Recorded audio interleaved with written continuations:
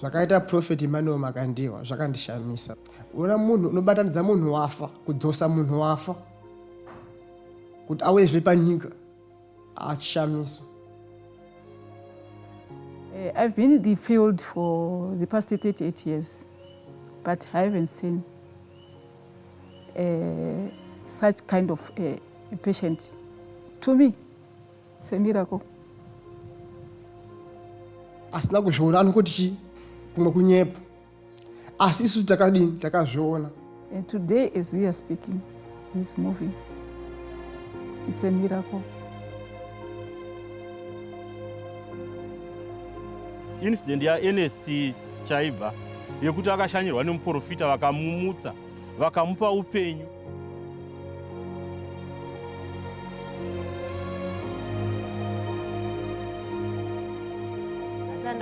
I have never witnessed a miracle like this before, except only on Christ TV.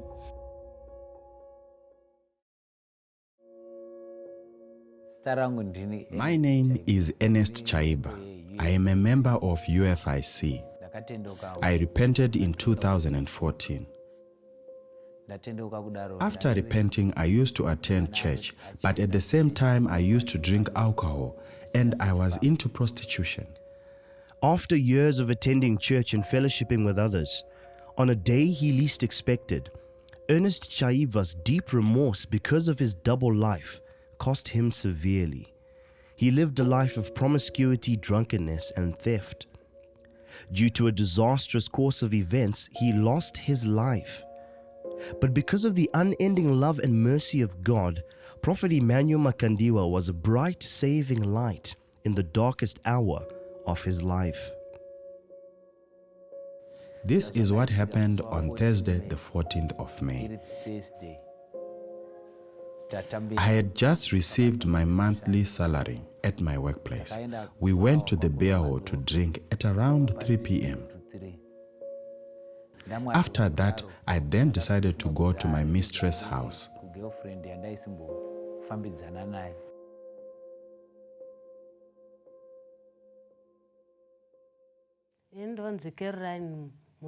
My name is Caroline Mushure. I am Enerst Chaibva's wife. I knew that he had a mistress because I had seen messages in his phone. So I left the beer hall, then I went into town and straight to my mistress' house. I slept there. I woke up in the morning and decided to go to work. Since the money I had on me was finished, I was only left with money that would enable me to go back home. However, I could not go home or go to work because I was embarrassed. I had used all my salary on beer. I had used all of it irresponsibly. I didn't go home. I decided to go and stay in the forest. After spending the night at his girlfriend's house, he then decided to go back home. But he realized he had recklessly spent all his money the night before, and he only had enough to board a commuter omnibus back to his house. I was at my workplace. After work, I went to see the local midwife for a checkup as she required certain figures pertaining to my pregnancy, so I had to go there. When I arrived home, the guards came and asked me for the office keys as they wanted to lock up since employees had knocked off at 3 p.m. I asked them where my husband was, but they said he had gone out. When I looked for the keys, I could not find them. So I decided to prepare to go to Chipinge, hoping to meet him on the way. I went to my nephew's house, Dodds. When I got there, I explained to him that his uncle had disappeared with the work keys. Plus, I could not find the cash savings we kept at home. He asked me if I was brave enough to go and look for him at his mistress's house. When I arrived back home, I immediately called Mr. Chibaya and informed him that Mr. Chaibva had disappeared with the work keys. Enerst works in a macadamia nut plantation on the outskirts of the Manicaland border town of Chipinge in Zimbabwe as an accounting clerk. My name is Tafadzwa Chibaya. I am the farm manager here at Gangara Logistics Farm. I work with Enerst Chaibva and he is the clerk and I am the manager. I gave him an assignment. When I came back, I went to collect the keys, but I could not find him, and I was told that he had just left. Some were saying he had gone to the beer hall, but no one was sure where he had gone. When we called his mistress around 12, she did not answer the Back call. at the forest, Ernest began to have thoughts of committing suicide because of the deep remorse he had for what he had done. So he began to formulate an elaborate plan as to how he would take his own life. I could not go home or go to work. I was embarrassed that I had used all my salary on beer. I had used all of it irresponsibly. I didn't go home. I decided to go and stay in the forest. While I was in the forest, suicidal thoughts crossed my mind. I felt the urge to kill myself. I decided to use the remaining money I had to go back into town and use the money to buy rat poison.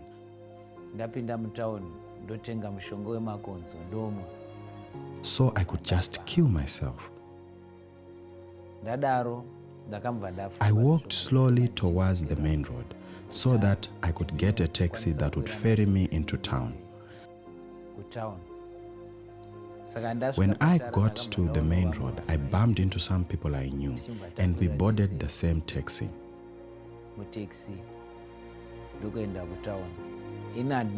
I ended up not paying for the taxi as one of my acquaintances paid for me, which gave me extra money to fend for my suicidal thoughts.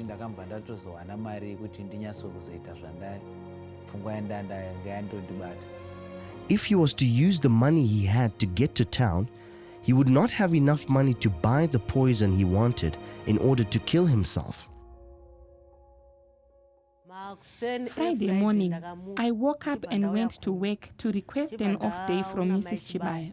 I explained that I could not work that day because we had to go and look for Mr. Chaibva. We looked around until 3 p.m. Then we decided to go back home because we could not continue walking around in Chipinge. We must have arrived back home at 4 p.m. Mr. Chibaya had been calling me since 3 p.m., urging us to go to church. When we were looking for him, we searched the whole town, asking relatives from rural areas, calling even his father and the young brothers, but they did not know where he was. We even asked his friends that he used to drink alcohol with, but they did not know where he was. They said they last saw him on Thursday. The whole of Friday, we looked for him but could not find him. When I got into town, I went straight to the vendors I knew who sold rat poison. I bought my sachets of rat poison and 500 milliliters of drink.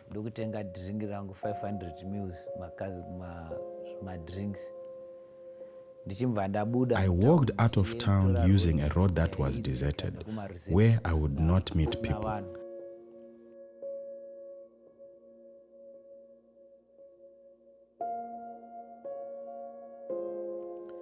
I then diluted the red poison and the drink as I walked along. As I walked, I silently prayed that God would take my life, as I had decided to kill myself. As I continued walking, I realized that I had taken a path in the forest which led me back to town, where I was coming from.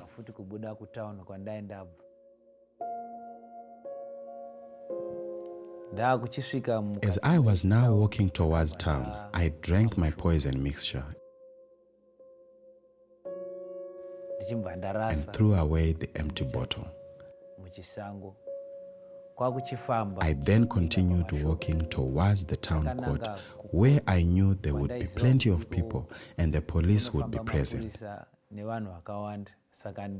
If I died, people would quickly find my dead body and realize that I had committed suicide.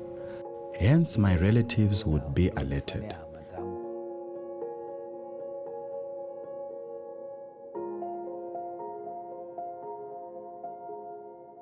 By this time, I could already feel the effects of the red poison in my body.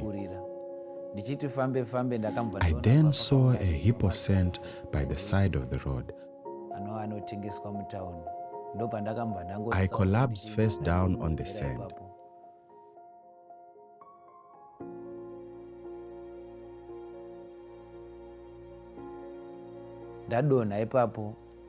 Right after, I began to vomit profusely.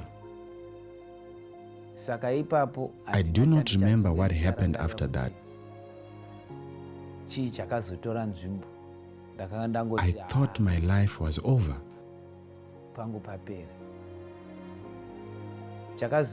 What happened when I was asleep? In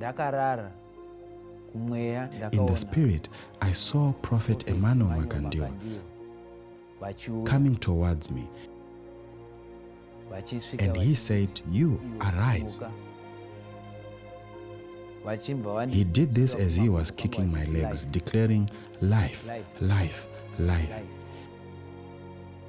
That is when I realized the man of God, Prophet Emmanuel Makandiwa, was waking me up.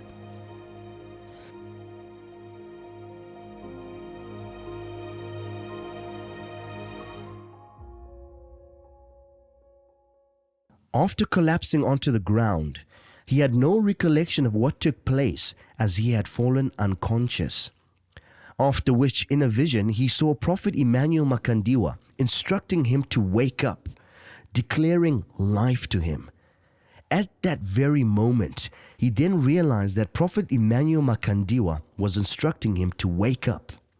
He recalls how he was told the ambulance picked him up and went with him to the hospital. I am told that the ambulance picked me up and took me to hospital between 1500 hours and 1600 hours of that Friday afternoon. I had consumed the red poison at 1100 hours.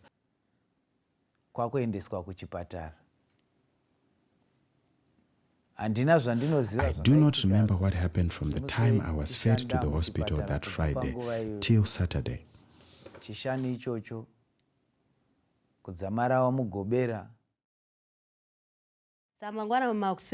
morning, I bumped into Mr. Chaibva on his way to work, and I handed over the work keys I had found. He then asked me if I really wanted my husband to return, and I said yes. He asked me if I seriously meant it, to which I responded that I wanted him back. He asked again if I really wanted him to return, because that could actually happen, to which I responded I was serious. He then asked me what time I wanted him. I asked the wife when she wanted her husband to come back. I myself knew that Prophet Emmanuel Makandiwa could perform this miracle. Because he is above all the situations. I checked the time on my cell phone. It was 9 a.m. So I told him I wanted him to return by 10 a.m. He responded that it was possible. I was skeptical and laughed at his remark, but he assured me that such miracles happen instantly to the prophet's spiritual children. We went home and we prayed. While Mr. Chaibva was holding the life lighter, he read the word from the life lighter as we listened, and after that, we all prayed together. We then went to the 2016 calendar with Prophet Emmanuel and Prophetess Ruth Makandiwa's picture. And I said, "My Father, search for this person wherever he is. Cause us to find him." And I was saying this in front of the calendar with Prophet Emmanuel and Prophetess Ruth Makandiwa's picture. I began to hear voices of people singing in church setup. The United Family International Church members sang. They would pass by, seeing me, and leave one after the other. At the end, I then saw the manager from the farm I was employed at. He looked at me and prayed. All this I saw as a vision. All this I saw as a vision. I'm Sister Gata, working at Chipinge District Hospital as a night super. On the 13th of May, when I went in male ward, I was given a report about Mr. Enerst Chaibva, who was unconscious, suspecting alcoholism. The nurses were just warming the patient using the hot water bottles because the temperature was subnormal.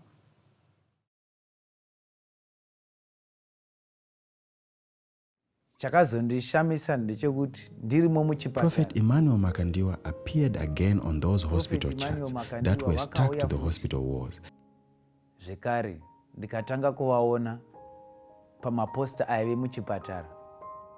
At the very time that Mr. Chaibva and his family, together with Caroline, were praying for Enerst, using the calendar as the point of contact with Prophet Emmanuel Makandiwa, in a vision, Prophet Emmanuel Makandiwa appeared to Enerst on a poster hung across the hospital room he was in.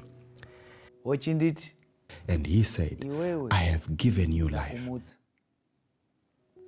I did not stop you from consuming the red poison earlier on, and you died.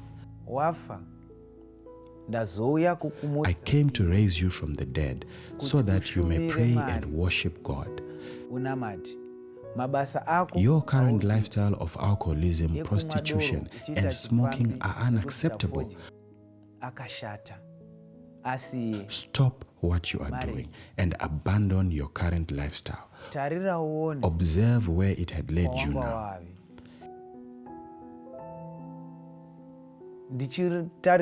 As Prophet Emmanuel Makandiwa was speaking, I saw a vision of my body in shambles.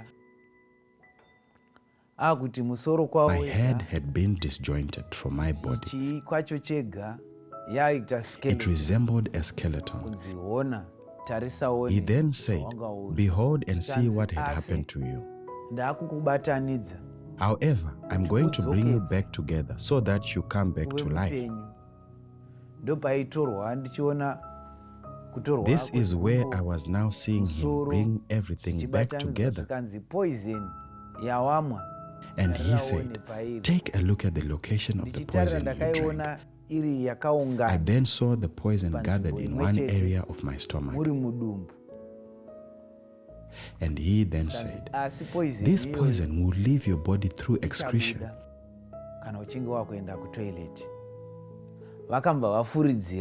The men of God, Prophet Emmanuel Makandiwa, then breathed air into my stomach, and I felt my intestines moving.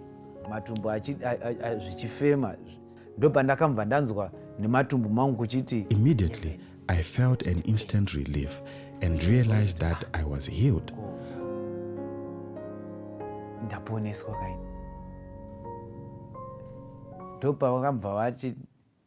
I saw a vision of what a devoted Christian should eat. For example, maheu, rice, soft drinks. I was also shown what was unacceptable, for example, beer, cigarettes, and prostitution. In that vision, Prophet Emmanuel Makandiwa instructed me to spit and leave the bad habits for the donkey to consume. I realized that as I was sitting in the vision, a donkey came and licked off the spit.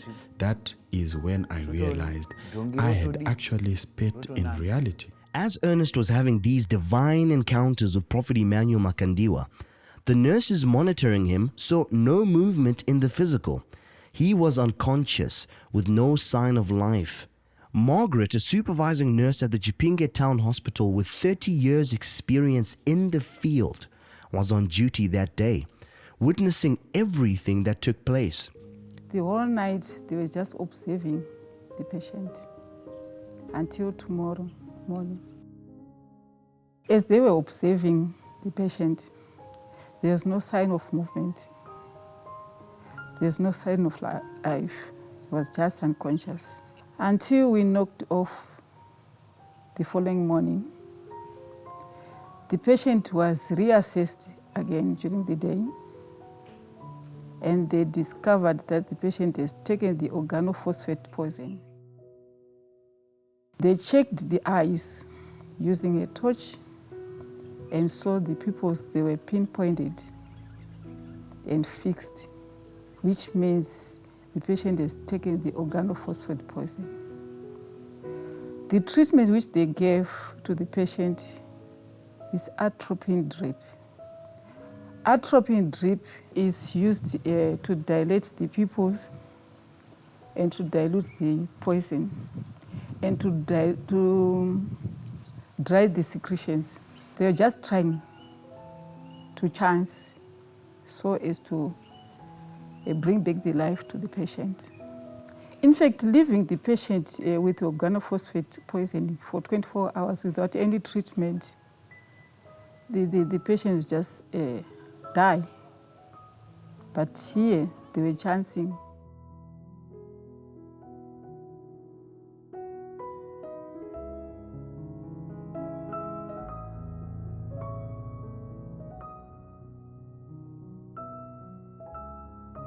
I could not raise up alone from my bed. I was told to clamp my hands behind my neck.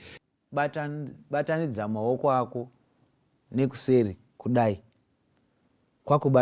I did this, I was instructed to shout, "There is power in the name of Jesus." After saying that, I immediately felt relief in my whole body, and I was able to rise up and sit in an upright position in that bed.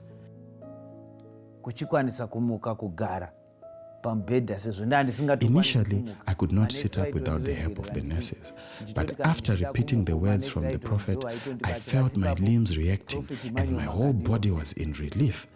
I could now move my whole body. After doing this, something snapped in my body and I felt relief in my body. I realized I could now turn. Then I attempted to sit up, and to my utter amazement, I could now sit up. Organophosphate is known to kill an adult human being in a matter of hours, depending on the dosage. Ernest had taken 4 sachets, exceeding the lethal dosage. For 24 hours, he had received no medical treatment, and even though the poison was in his body, he was still alive. This left the nurses baffled. As the nurses were trying to diagnose what they thought was poisoning, Ernest was deep in a revelation. When I came on duty during the night, he was speaking on himself. He was saying things we didn't understand. He was just saying, in the name of Jesus, I'm seeing people praying for me. People of UFIC, they are praying for me. That's the words I heard from this patient. And he was doing this the whole night. So I left this patient with the nurses in my ward.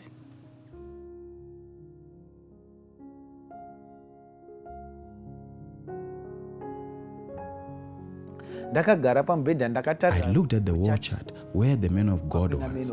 I saw him holding his bottle of anointing oil, pouring it into another plastic bottle. And I said to myself, that is the same bottle that I also have. He took his water to drink, and I also took my water and drank it. Immediately after gulping my water, the substance that seemed to be choking my throat cleared. It utterly disappeared. I took a sign and said, "I am saved." Prophet Emmanuel Makandiwa told him to perform a set of instructions that would revive his physical body. His obedience paid off. The prophet then instructed me to lift my hand up and bite where the cannula was and remove it and spit it on the floor.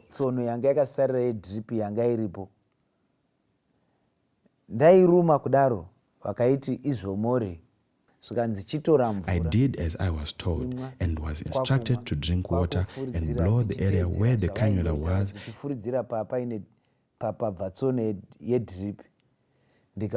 And immediately I saw the needle wound heal.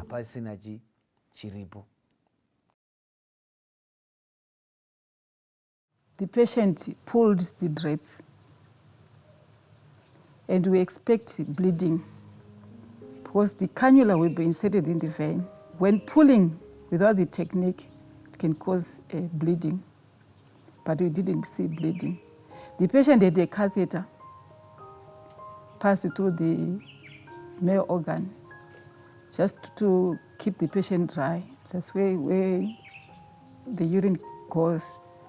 But the catheter with the bulb was intact, but there was no blood, meaning the patient was not traumatized.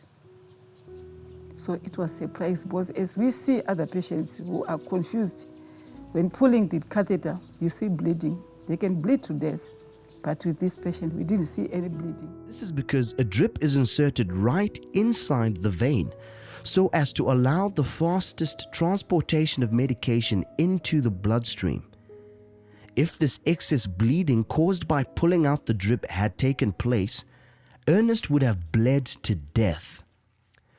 Ernest also had a Foley catheter inserted inside him, which is a flexible tube passed through the urethra and into the bladder to drain urine. It is used to assist persons who cannot urinate. If it is not removed by a trained professional, traumatic dislodgement occurs. At 3 a.m. Sunday morning, I heard his voice say, "Take your clothes and dress up." I wore my clothes.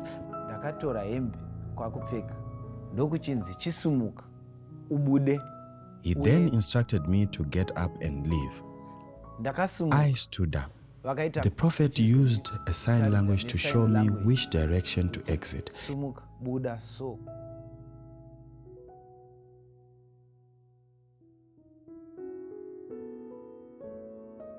And I followed that way.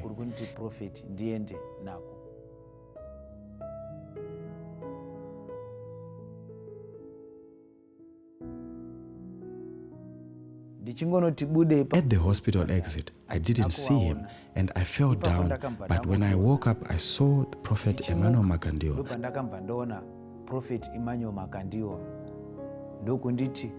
And he embraced me. I felt relieved.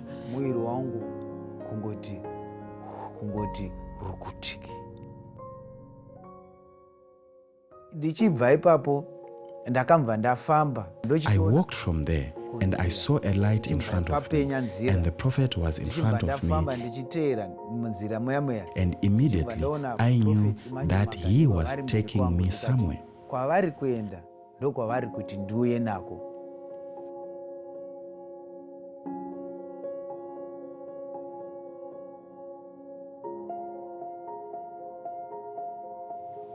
Then around 3 o'clock a.m., they said the patient is absconded. So as they came to report to me that the patient has absconded, to my surprise, the nurses on duty, they didn't hear the movements of the patient.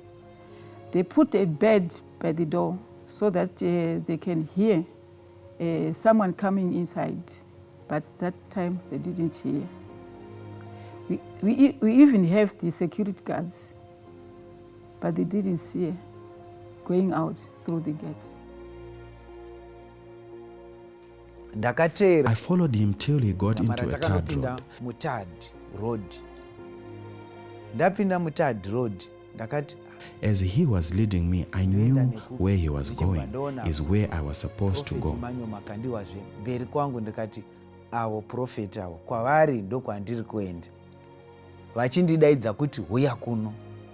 I got to a place where the light was shining so bright. As I looked back, I saw Prophet Makandiwa telling me to come towards him.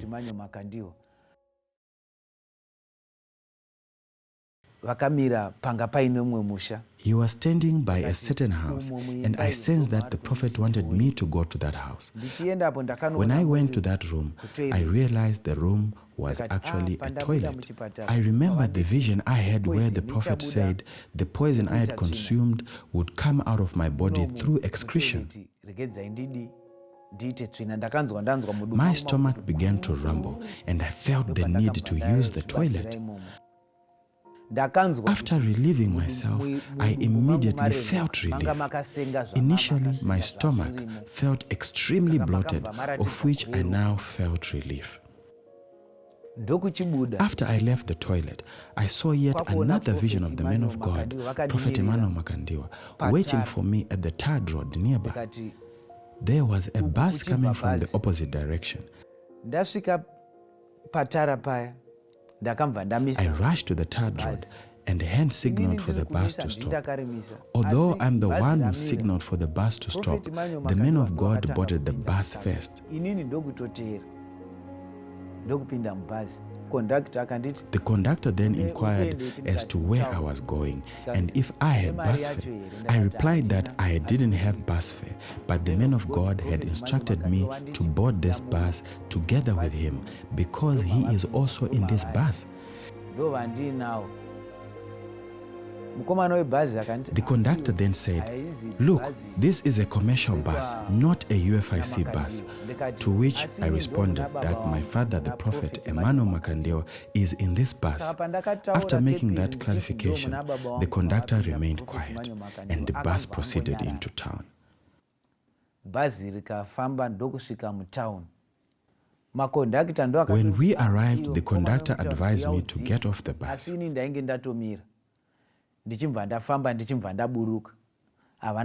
However, he did not even ask for the bus fare.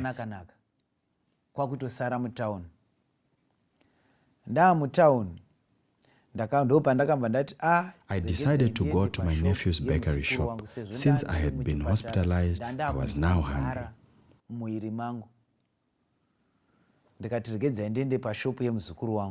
I proceeded to my nephew's 24-hour bakery. 24-hour service. This was Sunday, and it was now around 4 p.m. On my way there, I passed by a certain clothing shop. I saw yet another vision of the man of God, Prophet Emmanuel Makandiwa, showing me and saying I should wear the type of clothes and shoes that were in that shop. He told me that I should always look presentable and also go to church.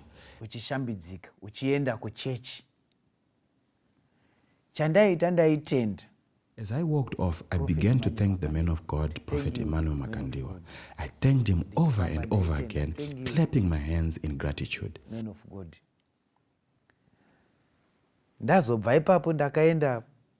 When I arrived at my nephew's shop, I told his employees that I had been hospitalized because I had consumed poison on Friday.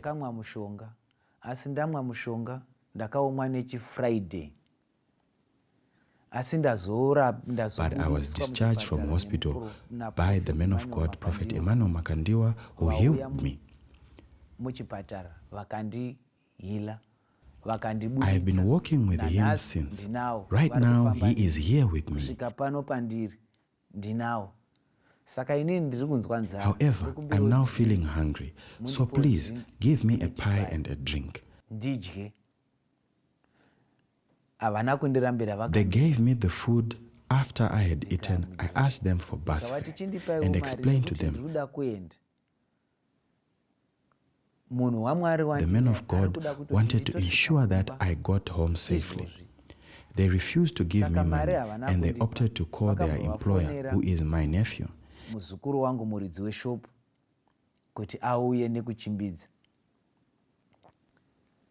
As I was about to leave, my nephew arrived and asked me where I was coming from. Past 4 to 5, muzukuru wangu akamva asvika nemotikari ndokuchinditora sekuru muri kubvepi. I explained to him the whole ordeal, that I had consumed poison to kill myself and I was admitted in hospital, but the man of God, Prophet Emmanuel Makandiwa, raised me from the dead. I explained everything, the way the man of God helped me, healed me, and set me free till I arrived at the shop. My nephew drove me to see my farm manager, who was looking for me. When I arrived, I proceeded to explain to my manager how I had decided to commit suicide by drinking red poison. Thereafter, was taken to the hospital. Although I was taken to the hospital, the man of God, Prophet Emmanuel Makandiwa, came and raised me in the process, declaring life over and over again. I told him everything that had happened in the hospital, how I was discharged, and my movement after that with the Prophet of God, Emmanuel Makandiwa.